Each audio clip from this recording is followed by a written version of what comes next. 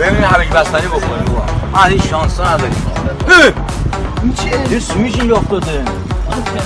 اینجا نشته لامبورگینی شوخه نه؟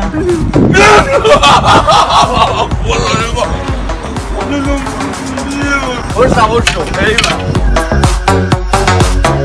با هویج لامبورگینی آدم برونه اینجا خیلی حرفه. یه گاز به هویج یه گاز به لامبورگینی.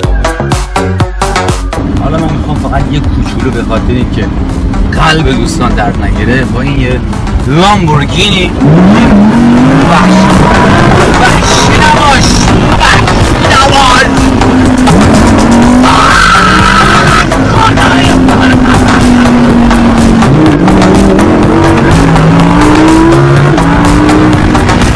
آرزو بر جوانان عیب نیست. برای ما خیلی خوب بود اگرچه از ما گذشته بود دیگه اینجور چیزا برای ما خیلی حال نمیده اما اندازه خودش بعدی نبود.